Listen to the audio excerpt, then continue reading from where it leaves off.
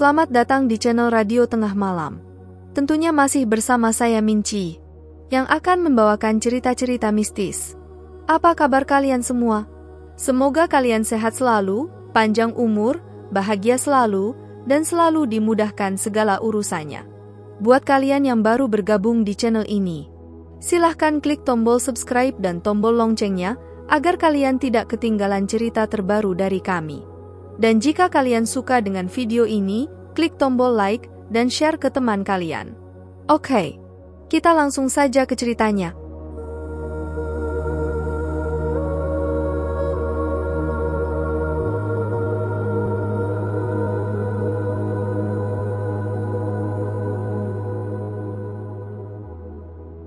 Saya menjadi kebal terhadap dentuman musik. Ketika saya pertama kali mulai bekerja di sini, irama berirama terus-menerus terdengar di kepala saya. Bahkan ketika saya sedang tidur di rumah, hanya itu yang dapat saya dengar. Sekarang itu adalah salah satu dari banyak hal yang sudah biasa saya lakukan. Aku memutar mataku ke arah pria yang telah kuhabiskan selama 10 menit untuk melakukan lap dance. Hampir sepanjang tarian, saya menarik tangannya dari tubuh saya. Pada akhirnya, dia menawari saya uang untuk memberinya pekerjaan berat. Saya menolak, seperti yang selalu saya lakukan. Aku berdiri, tapi pria itu meraih pinggangku dan menarikku kembali ke pangkuannya. Aku meraih ibu jarinya dan memutarnya kembali hingga dia melepaskanku. Itu sedikit trik yang saya pelajari dari Lina saat pertama kali bekerja di sini. Dia berteriak dan melepaskannya. Aku turun dari pangkuannya dan berjalan pergi. "Hai!" teriaknya, namun musik hampir menenggelamkan suaranya. "Menurutmu kemana kamu akan pergi?" Tangannya yang berkeringat meraih pergelangan tanganku dan menarikku kembali. Dia memutar tubuhku sehingga aku menatap matanya yang gelap dan dingin. Aku harus melihat ke atas saat dia menjulang tinggi di atasku. Tato gotik besar bergambar burung gagak ada di sisi lehernya. Bau scotch tercium dari napasnya. Aku mencoba melepaskan pergelangan tanganku, tapi itu hanya membuatnya mengencangkan cengkeramannya. Aku meraih ibu jarinya lagi, tapi dia menarik tanganku.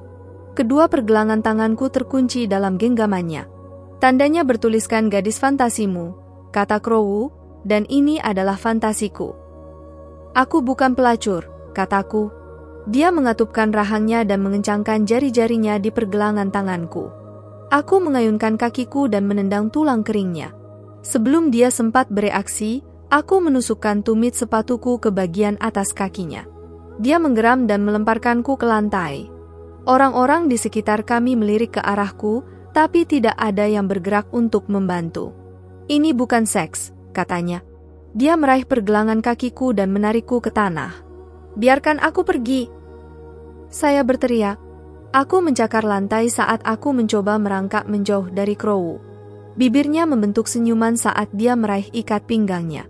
Sebuah tangan meraih bahu Crow dan menariknya pergi. Donovan, pemilik klub, berdiri di sana. "Apa yang terjadi di sini?" Donovan bertanya. "Dia tidak akan melakukan apa yang saya minta," kata Crow. "Jadi, kamu menangkapnya?" Donovan bertanya. "Kau benar-benar menjijikkan. Keluar dari sini." Gagak mendengus dan melepaskannya. Donovan berjongkok dan meraih tanganku agar dia bisa membantuku kembali berdiri. Jari-jariku melingkari tangannya yang kurus. Donovan cenderung memakai hoodies tidak peduli jam berapa saat itu, dan ini membuatku lupa akan seperti apa kecanduan sabu yang dia alami. Donovan memberiku senyuman waspada dan menatap tanganku. Aku masih berpegangan pada lengannya. Aku melepaskannya dan menyilangkan tangan di depan dada. "Aku ingin kamu menunggu di meja sepanjang sisa malam ini," katanya. "Katakan padaku jika bajingan itu datang ke klub lagi. Aku akan membuatnya menyesal." Aku menggigit bibirku untuk menahan diri agar tidak tertawa. Membayangkan dia menendang pantat siapapun sungguh lucu. Namun, semua gadis di klub merasa dilindungi olehnya. "Ya, jangan khawatir," kataku.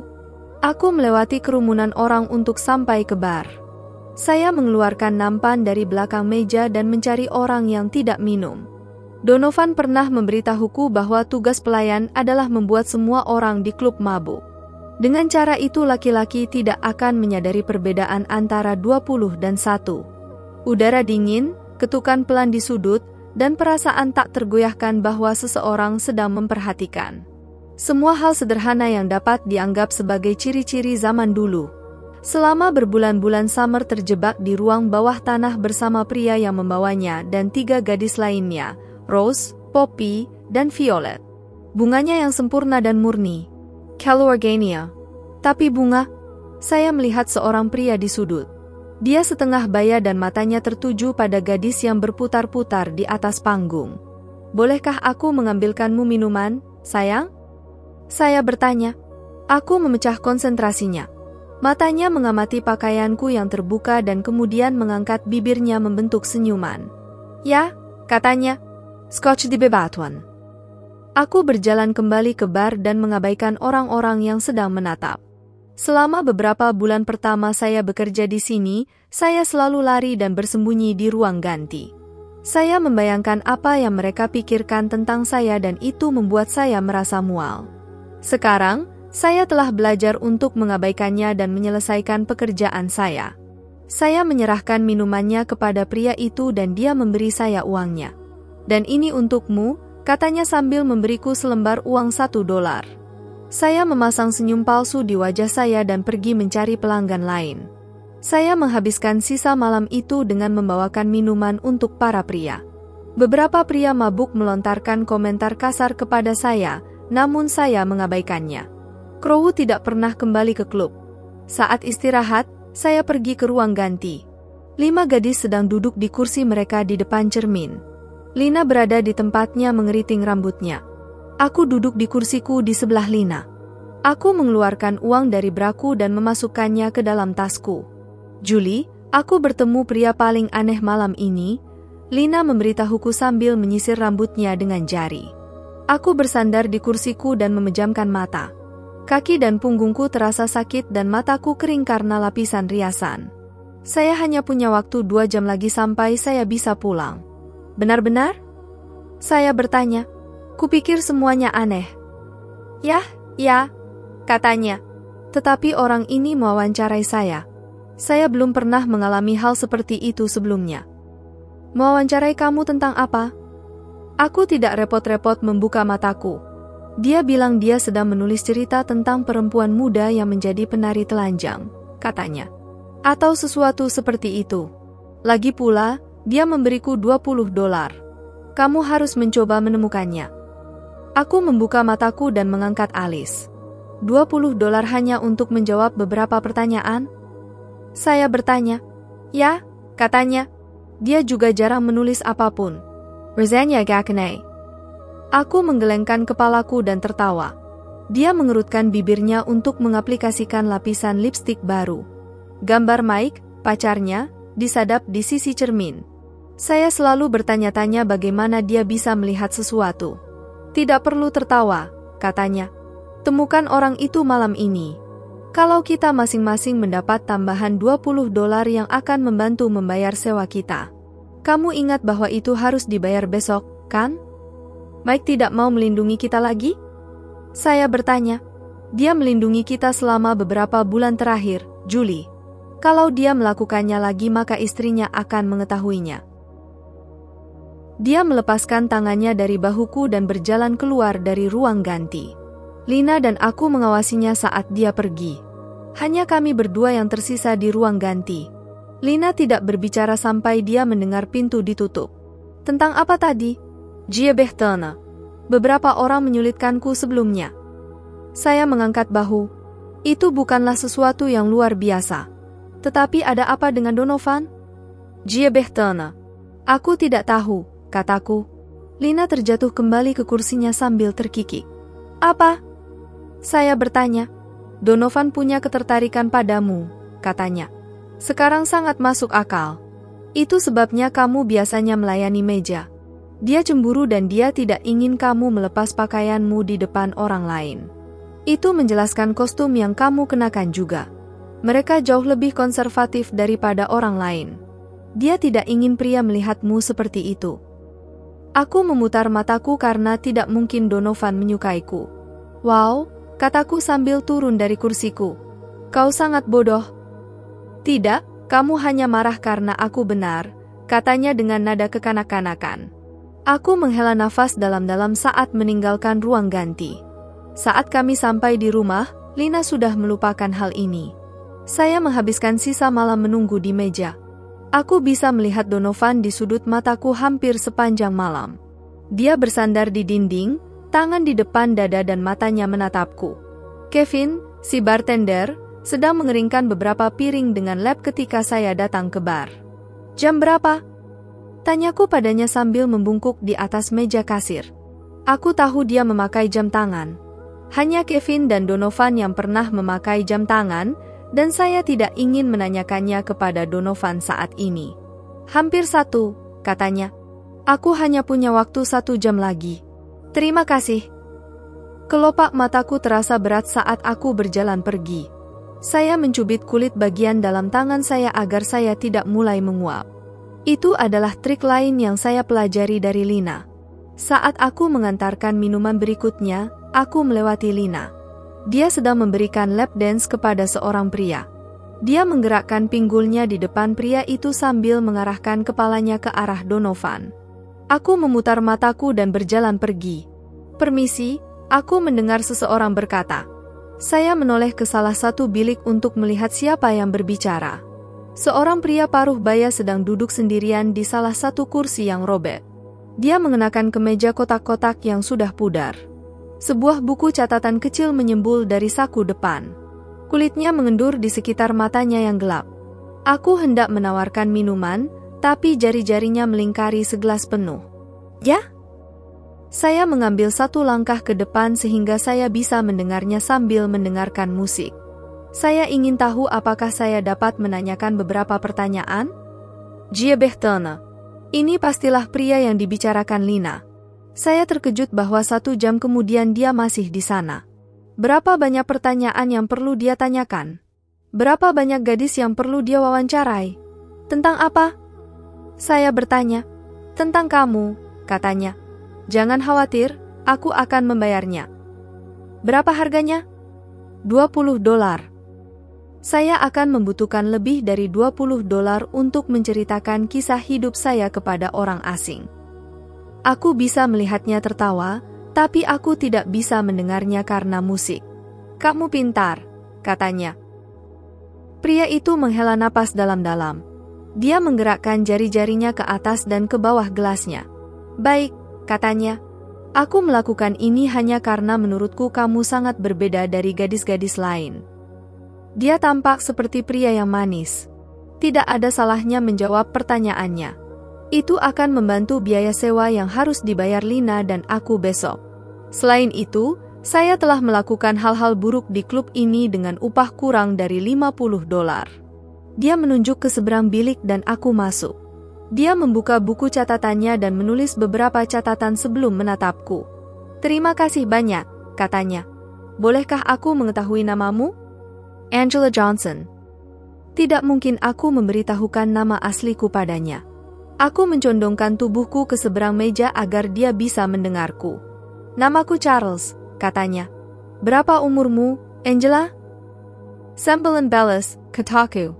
Masih terlalu muda untuk bekerja di sini, katanya. Apakah kamu tinggal bersama keluargamu? Tidak. Aku tinggal bersama teman sekamarku. Apakah dia tahu tentang kamu yang bekerja di sini? Ya, dia juga bekerja di sini. Dia sebenarnya memberiku pekerjaan ini. Charles menganggukkan kepalanya sambil terus mencatat. Saya mencoba membaca apa yang tertulis di dalamnya, tetapi tulisan tangannya sangat berantakan sehingga saya tidak dapat memahami kata-katanya. Apakah keluargamu tahu kalau kamu bekerja di sini? Jie Bechtone. Aku menarik nafas tajam dan menggigit bibir bawahku. Ini adalah sebuah kesalahan. Seharusnya aku tidak pernah duduk. Tidak, kataku. Mereka meninggal ketika saya masih muda. Jadi siapa yang membesarkanmu? Jie Bechtone. Saya berpindah-pindah antara sekelompok panti asuhan yang berbeda. Kenapa kamu tidak tinggal di satu rumah? Saya mendapat banyak masalah. Saya selalu terlibat perkelahian dan pergi tengah malam untuk pergi minum bersama teman-teman saya. Apakah kamu masih melakukan itu? Ada simpati dalam suaranya dan itu mengejutkanku. Dia sebenarnya terdengar seperti dia prihatin dengan apa yang saya lakukan dalam hidup saya. Tidak, tidak juga, kataku. Saya berusaha menghindari masalah. Saya menyesal melakukan semua hal itu ketika saya masih remaja. Kamu menis Lenia? Jia Behtana. Aku menganggukkan kepalaku. Agar jelas, katanya. Kamu tidak menggunakan narkoba lagi kan? Tidak, tidak lagi, kataku. Charles menutup bukunya, menatapku, dan tersenyum. Dia tersenyum begitu lebar hingga gigi kuningnya yang bengkok terlihat. Terima kasih, Angela, katanya. Dia merogoh sakunya, mengeluarkan segepok uang dan memberikan uangku. Aku mengerutkan alisku saat aku berjalan menjauh dari Stan. Itu adalah pertanyaan yang aneh. Apa hubungannya makan daging dengan menjadi penari telanjang? Aku menjatuhkan nampan minuman di belakang bar dan kembali ke ruang ganti. Ada beberapa gadis di sana, tapi tempat itu cukup kosong. Aku mengeluarkan uang dari braku dan memasukkannya ke dalam tasku. Dengan uang tambahan tersebut, saya tidak melihat alasan untuk harus bekerja di sisa waktu yang tersisa. Tidak ada yang akan menyadari bahwa saya pergi. Donovan boleh, tapi kalau dia jatuh cinta padaku seperti Catalina, dia akan melepaskannya.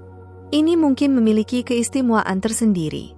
Aku mengganti seragam minimku dan memakai celana jeans dan hoodie. Aku menarik rambutku menjadi ekor kuda. Saya menyukai betapa amannya pakaian ini bagi saya. Kulit saya tertutup dan tidak ada yang bisa melontarkan komentar kasar. Rasanya seperti terbungkus dalam kepompong kenyamanan. Saya keluar dari belakang dan berjalan mengitari bagian depan klub. Lampu neon menerangi kegelapan. Aku mengeluarkan ponselku dari tas dan memanggil taksi. Angin dingin membuat tulang punggungku menggigil. Aku memasukkan tanganku ke dalam saku dan menundukkan kepala. Saya mendongak ketika saya mendengar batu-batu di jalan masuk berderak di bawah roda mobil. Tadinya kukira itu taksiku, tapi ternyata truk biru yang sudah berkarat. Jendela diturunkan dan memperlihatkan bahwa itu adalah Charles. Gadis cantik sepertimu tidak seharusnya menunggu di luar dalam cuaca dingin, katanya. Biarkan aku mengantarmu pulang. Tidak, terima kasih, kataku, tidak mungkin aku bisa masuk ke truknya. Aku ada taksi yang datang. Berapa lama kamu menelepon? Jia Behtana. Beberapa menit yang lalu. Seharusnya tiba di sini sebentar lagi. Mesin berhenti bergemuruh ketika Charles mengeluarkan kunci dari kunci kontak. Dia membuka pintunya dan pergi ke sisi lain truk. Dia menggulung lengan flanelnya dan topi baseball di kepalanya. Dia maju selangkah, dan aku mundur satu langkah. Aku ingin kamu bertemu dengan anakku, katanya. Aku mengangkat alis. Kamu ingin aku melakukan apa? Saya bertanya. Aku ingin kamu bertemu dengan anakku, katanya. Dia anak yang baik. Kamu akan menyukainya. Aku akan menunggu taksiku di dalam. Saya mundur selangkah lagi. Charles mengulurkan tangannya seolah aku adalah rusa pemalu yang tidak ingin dia takuti. Angela, tunggu, katanya. Aku tidak bermaksud menakutimu. Tidak, kamu tidak melakukannya, kataku sambil mundur selangkah lagi. Kau benar. Di sini terlalu dingin. Aku akan menunggu di dalam. Aku berbalik untuk kembali ke dalam. Charles menggila napas. Saya berharap tidak harus seperti ini, katanya. Dia meraih lenganku dan menarikku kembali. Jeritanku terhenti saat tangan Charles terangkat menutupi mulutku. Dia menarikku ke dadanya dan menyeretku kembali ke truknya. Aku mengayunkan sikuku ke belakang dan memukul tulang rusuknya. Dia mendengus, tapi cengkeramannya tidak mengendur. Aku menendang kakiku ke belakang dan memukul tulang keringnya. Aku mengumpulkan seluruh kekuatanku dan menginjak kakinya. Dia menghela napas dalam-dalam sebelum melemparkanku ke tanah. Saya menggunakan tangan saya untuk menahan kejatuhan saya, dan kerikil merobek kulit saya. Aku mendongak dan melihat Charles menjulang tinggi di atasku. Dia mengeluarkan sesuatu dari saku belakang celana jeansnya. Dia membuka tutupnya dengan ibu jarinya, dan saya menyadari bahwa itu adalah jarum suntik. Aku bergegas mundur, tapi dia meraih pergelangan kakiku. Dia menarikku ke arahnya dan meletakkan lututnya di perutku. Aku terengah-engah saat aku berusaha bernapas. Aku meronta-ronta di bawah cengkeramannya. Aku menendang kakiku keluar, tapi Charles meraih pahaku dan menjepitnya ke kerikil. Ada cubitan tajam di bagian samping pahaku. Aku menjerit, dan Charles berdiri. Aku tersandung ketika aku mencoba berdiri. Lututku gemetar dan kepalaku berputar. Saya mengambil satu langkah ke depan dan berlutut. Penglihatanku menjadi kabur. Saya mencoba untuk berdiri lagi, tetapi saya tidak mempunyai cukup kekuatan untuk berdiri. Charles terkekeh. Aku membuka mulutku untuk berteriak, tapi suara menyedihkan keluar dari mulutku. Charles membuka pintu sisi penumpang. Dia membungkuk dan mengangkatku dari tanah. Aku mencoba mendorongnya menjauh dariku, tapi dia tertawa lagi. Dia mendudukanku di kursi. Dia mengulurkan tangan padaku dan menarik sabuk pengaman di dadaku. Senyuman lebar terlihat di wajahnya saat dia menyibakkan sehelai rambut dari dahiku.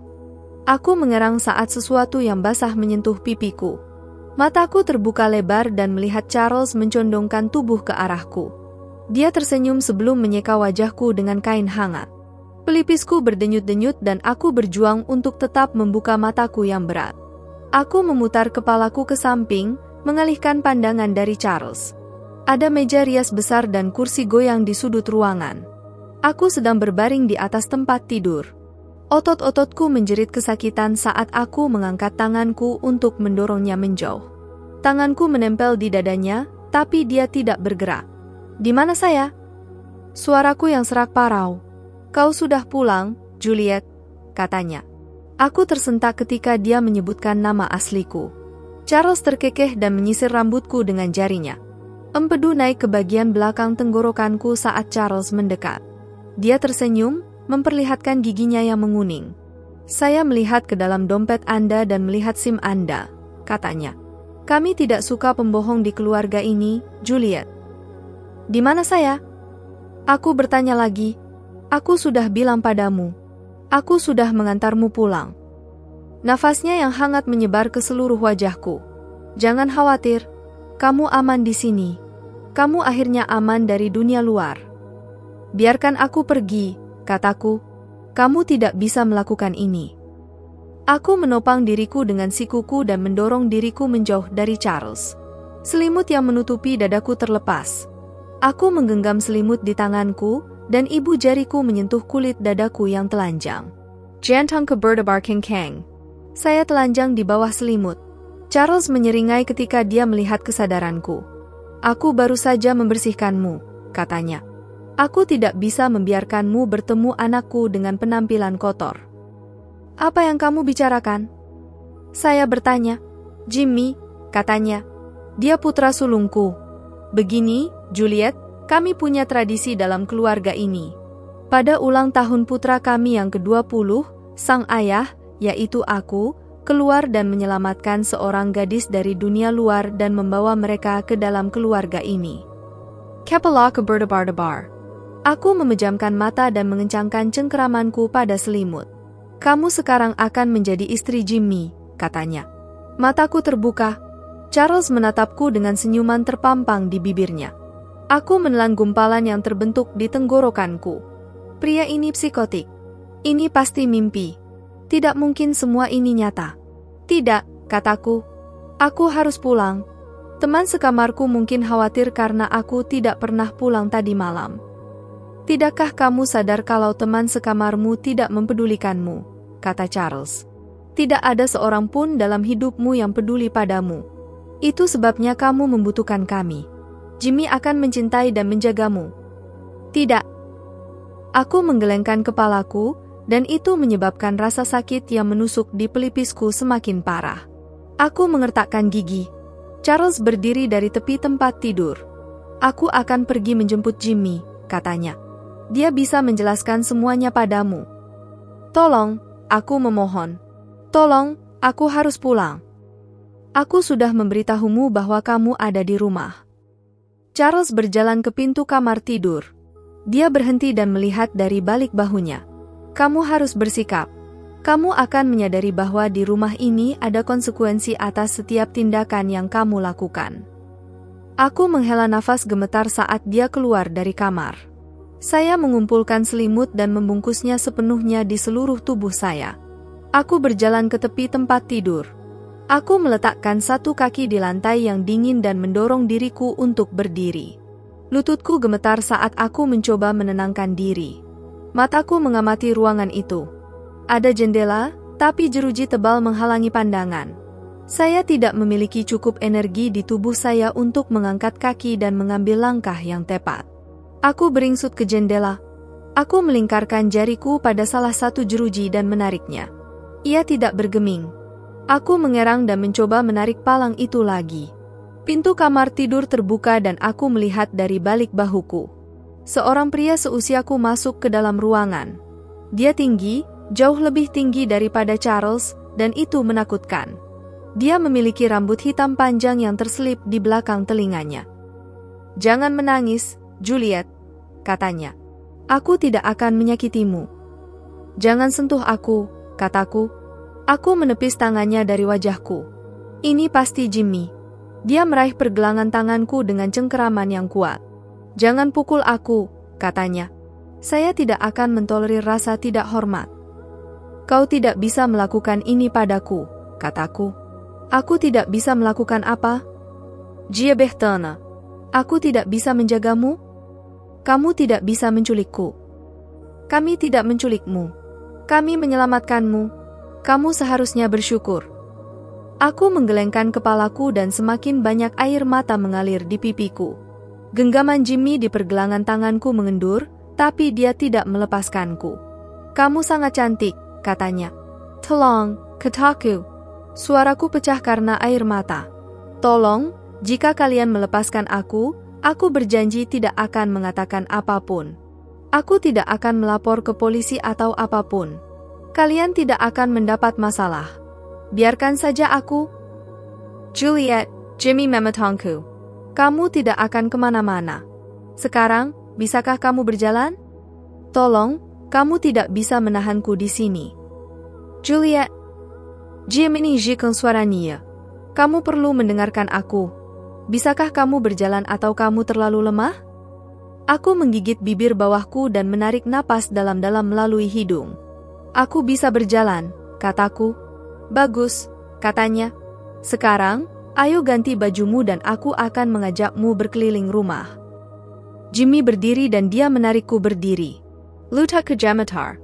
Dia melingkarkan lengannya di pinggangku dan menarikku ke dalam tubuhnya. Bau lumpur dan keringat memenuhi hidungku. Saya melihat ke bawah dan melihat bahwa kuku jarinya penuh dengan tanah. Dia menarikku ke tempat tidur dan menyuruhku duduk di tepinya.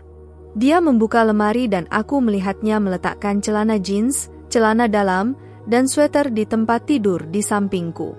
"Biarkan aku membantumu," kata Jimmy sambil meraih selimut yang membungkus tubuhku. Aku berbalik sehingga tangannya menyentuh bahuku. "Jangan sentuh aku," kataku. "Juliet, aku hanya berusaha membantu," katanya. "Kamu terlalu lemah untuk melakukan ini sendiri." "Aku tidak butuh bantuan," kataku. "Anda bisa pergi. Aku tinggal di sini untuk memastikan kamu tidak terjatuh. Kamu tahu aku akan menjadi suamimu. Kamu tidak perlu bersembunyi dariku." "Bisakah kamu setidaknya berbalik?" "Tidak." Aku melihat ketumpukan pakaian. Aku mendorong diriku dari tempat tidur dengan satu tangan. Mata Jimmy terpaku padaku saat aku mencoba menggoyangkan celana dalam dan celana jeansku sambil menyembunyikan diriku dengan selimut. Saat aku mengenakan kemeja itu, aku membelakangi dia dan mengenakan bra dan sweater. Sweater itu berleher kura-kura dan lengannya melewati ujung jariku. Aku duduk kembali di tempat tidur dan meletakkan selimut. Jimmy melewati pintu yang terhubung ke kamar. Aku mencondongkan tubuh ke samping untuk melihat bahwa itu adalah kamar mandi. Dia membuka meja rias dan membawa sesuatu ke tempat tidur. Dia mengangkatnya dan saya melihat itu adalah kuas. Dia menyisirnya melalui simpul di rambut hitam tebalku. "Kamu benar-benar cantik," katanya. "Aku tidak percaya betapa cantiknya kamu." Jimmy selesai menyisir rambutku dan melemparkannya ke bahuku. Dia menarikku dari tempat tidur. Satu lengannya melingkari pinggangku dan tangannya yang lain berada di belakang kepalaku. Aku mendorong tanganku ke dadanya dan mencoba melepaskan diri dari cengkeramannya. Dia mencondongkan tubuh ke depan dan menempelkan bibirnya ke bibirku. Aku mendorong dadanya dengan keras untuk mencoba membuat jarak. Jimmy melingkarkan lengannya di pinggangku dan mendekapku erat ke tubuhnya. Rasa sakit menjalar ke seluruh pelipisku dengan setiap langkah yang kami ambil. Jika Jimmy tidak menahanku, aku mungkin akan terjatuh ke lantai. Dia membuka pintu kamar tidur. Ada pegangan tangga kayu besar yang berakhir di sebuah tangga. Ada wallpaper pudar dan robek di dinding. Lantai berderit saat kami melangkah ke lorong. Kamar ayah ada di ujung lorong, katanya. Kamar Tommy ada di sebelah kamar kita. Tommy? Ada laki-laki lain di rumah ini? Itu berarti ada gadis lain yang diculik di sini. Saya perlu menemukannya. Kita bisa bekerja sama dan keluar dari masalah ini. Cengkeraman Jimmy di pinggangku semakin erat saat kami menuruni tangga. Aroma makanan yang kaya memenuhi hidungku. Tangga itu berakhir di sebuah lorong tipis. Kami melewati pintu di sebelah kiri, dan pintu itu terbuka ke dapur besar. Sebuah meja kayu terletak di seberang konter dan kursi-kursi serasi mengelilinginya. Charles sulit dilihat di balik lemari, tapi aku bisa melihatnya sedang mengaduk panci besar di atas kompor. Pria lain, yang tampaknya beberapa tahun lebih muda dariku, sedang meletakkan mangkuk di atas meja. Matanya melebar saat melihatku. Tommy, ini Juliet, kata Jimmy. Dia menarik salah satu kursi di ujung meja dan mendorongku ke atasnya. Siapa dia? Tanya Tommy. Juliet Miller, kata Charles. Aku menoleh untuk melihatnya menuangkan sup ke dalam mangkuk. Sembilan Bellistan dari New York. Kota atau negara bagian? Tanya Tommy. Negara? Jimmy duduk di kursi di seberang Tommy. Charles membawa mangkuk dan meletakkannya di depanku. Saya bisa melihatnya penuh dengan kentang, wortel, dan sejenis daging. Dia juga seorang pejuang, kata Charles. Kamu mungkin sibuk dengan yang ini. Saya pikir dia akan berperilaku baik, kata Jimmy. Jangan terlalu naif, nak. Kamu harus bisa meluruskan dia jika dia bersikap tidak sopan. Aku menarik napas dalam-dalam. Aku menjadi sangat mual mendengarkan mereka membicarakanku hingga rasanya seperti aku akan muntah-muntah di lantai. Tolong, kataku. Lepaskan saya. Juliet, jika kamu meminta pergi sekali lagi aku akan pastikan Jimmy menghukummu, kata Charles. Apakah kamu mengerti? Aku terus menatap rebusan itu dan mengaduk sendok di dalam mangkuk. Di sudut mataku, aku bisa melihat Charles menyerbu ke arahku. Dia membanting tinjunya ke atas meja, dan mangkuknya bergetar. Aku melompat ke tempat dudukku. Apakah Anda mengerti saya? Wajahnya hanya beberapa inci dari wajahku, tapi dia berteriak. Anda menjawab kami ketika kami mengajukan pertanyaan. Benjerry? Ya, kataku. Charles menggila napas. Dia meletakkan tangannya di belakang kepalaku dan perlahan menyeretnya ke rambutku. Aku membenamkan gigiku ke bibir bawahku. Gadis baik, katanya. Sekarang, makan semua yang ada di mangkuk itu. Aku mengangguk dan dia berjalan kembali ke konter. Perak kemelik kengkeng. Saya menggigit kecil rebusan itu untuk menahan diri agar tidak sakit. Aku mendongak dan melihat mata Jimmy terpaku padaku. Itu mengingatkanku pada cara Donovan mengawasiku di klub. Charles duduk di ujung meja. Aku melihat kembali mangkukku dan kami menyelesaikan makan malam kami dalam diam. Saya memaksakan diri untuk memakan semua sup itu. Saya tidak yakin apa yang akan dilakukan Charles jika saya tidak melakukan apa yang dia katakan. Saya tidak ingin mengalami salah satu hukuman yang disebutkan Charles. Kalian berdua boleh naik ke atas, kata Charles pada Jimmy dan aku. Hanya untuk malam ini. Jimmy, kukira Juliet akan memasak besok. Oke, katanya. Saya akan memastikan itu terjadi. Jimmy berdiri dan dia mengulurkan tangannya padaku. Charles meletakkan jari-jarinya di depan wajahnya. Dia mengangkat salah satu alisnya. Juliet, jangan kasar, kata Charles. Aku meraih tangan Jimmy dan berdiri. Dia memiliki cengkeraman yang kuat saat dia menarikku keluar dari dapur. Kami menaiki tangga berderit dan menyusuri lorong menuju kamarnya. Dia melepaskanku begitu dia menutup pintu kamar. Dia tersenyum dan itu mengubah bekas luka di pipinya. Aku mempersiapkan diri untuk apapun yang dia rencanakan terhadapku.